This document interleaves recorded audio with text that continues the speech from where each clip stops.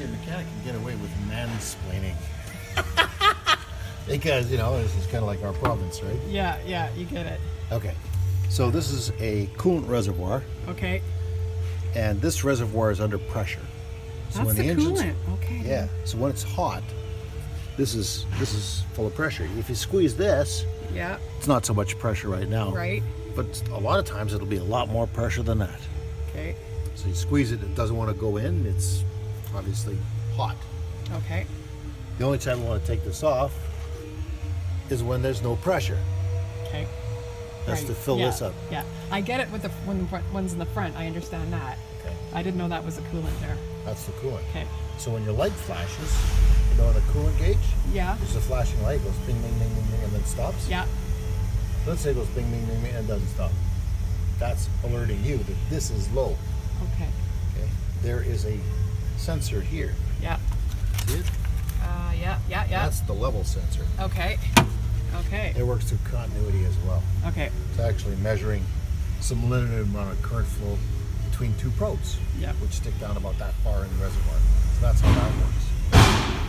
That thing is prone to not working 100%, as you will find out on many, many threads. You're going to do your own research. Okay. This thing has like 1 million kilometers on it and keep it going. It's unbelievable. So, anyways, this is the most important thing you're going to find. Yeah. Okay, so if you want to take this cap off to fill this up, put out your flashing light, because you don't want the engine overheating, Right. you got to take this hose off. Okay. Right now, pulling off the hose, that's pretty tough. Yeah. Try it. Give it a shot. Yeah. Damn it. How do you do that? You got to break that little bonding between the cap and this. Yeah. So I go like that, and I turn it. What'd you do? I just turn it. Okay, you turn it. Okay. Turn Okay. And Now then just I pull put it my straight thumb off. here, Yeah. and I got really strong Yeah, hands. you do. You got huge hands. So I go like that. Okay. That has to come off. That has to come off. Okay.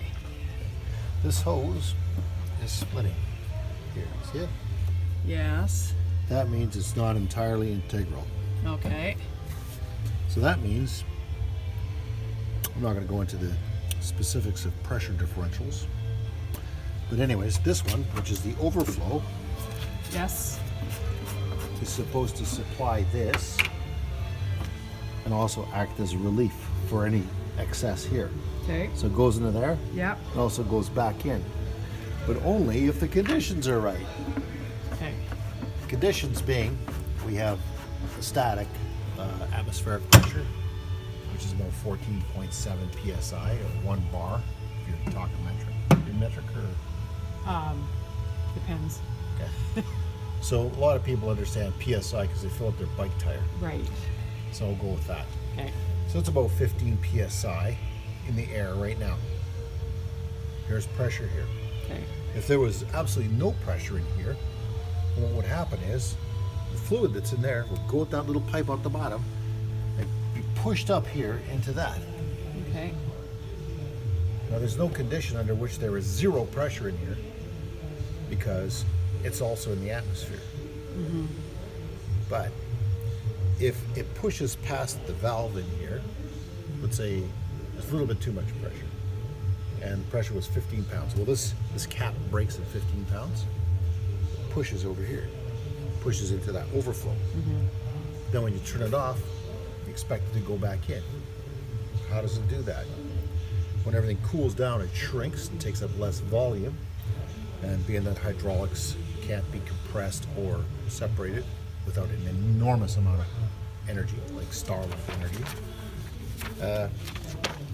forms a partial vacuum.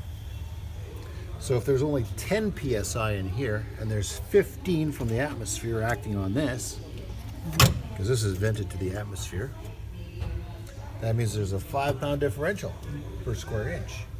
So you got to push a 5 psi up that hose and push it back in here. Mm-hmm. But that only works if this hose is not split.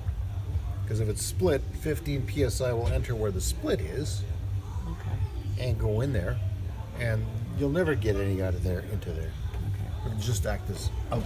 It'll never come back. Okay. So you want to fix this hose. Okay. Okay. That's All it. right.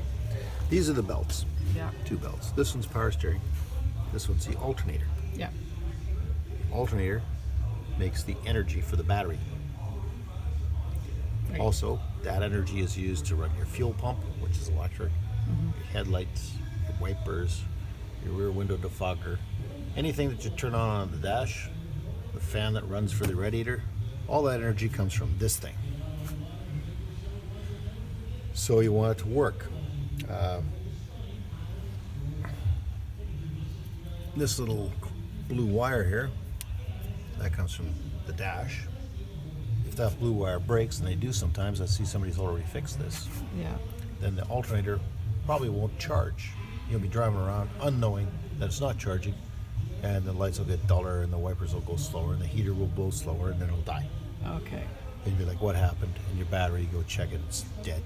You can jump start it, but you can't drive very far because there's no energy in the battery and there's nothing replenishing it. Okay. This is replenishing it. Okay. When I tell people about electricity, I used to teach electronics for Snap-on. I always talk about water because it's an equivalency that you can see. You can relate it. So your battery is like a bucket, and this thing is like a little pump that's running to fill that bucket. Really small pump. It's going to fill the bucket. All the power that's being used by the car comes out of the battery. So that means the water that's in there, or the electricity, is going out these little tiny holes to feed the fuel pump and wipers and whatever else you're using. So this little pump, this thing, has to work to overcome the amount of loss. Otherwise, the battery will go empty, or the bucket will go empty. Okay. See how I'm conflating those terms now? Anyways, that's what this thing does. Okay. It's a power steering unit. It's been replaced. You don't have to worry about that, I'm pretty sure. It's all about the steering. This is how you check your automatic. Automatic. That's transmission fluid. Yeah. Okay. Yeah. Yeah. Don't check it while it's not running. You don't check it when it's cold. You only check it when it's warm and running. Okay. I'll show you how to check it.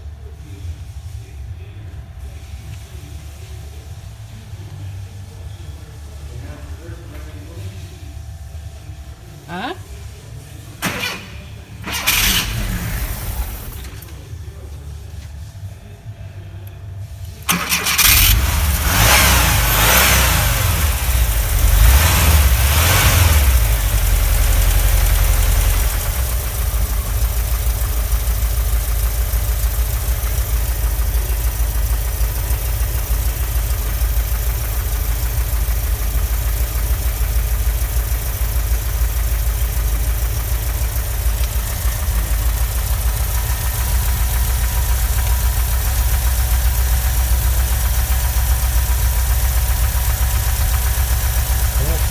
It's almost at the limit right now. Okay. That sounds better. That's pretty good. Okay. If it gets hotter, it'll actually be higher than this. Okay. Okay. So anyways, we're going to check the automatic. It's a little hot. Oh yes, it's hot. Okay. Good time to check it. Check it on the flat. This way and this way. And down on the side. There's two marks here. Yeah. This one means it's full. This one means you should add some. Okay.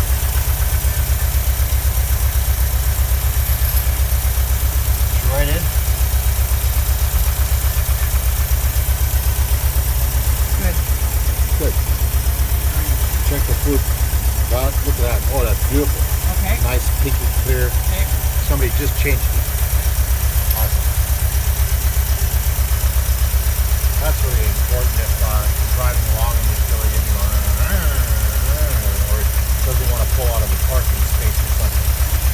Maybe it's low on fluid. You don't ever want it to get to be low on fluid because it's hard on the tranny. That's how you check it.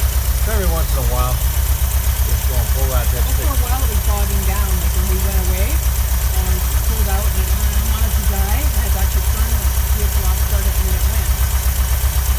I did that a couple times, and then I think we unplugged the old system for, actually I just left it and it started behaving again. And it wanted to bog down, like I had pedal to the metal, and then a whole bunch of black smoke came out, my phone was behind me. And it was fine after that.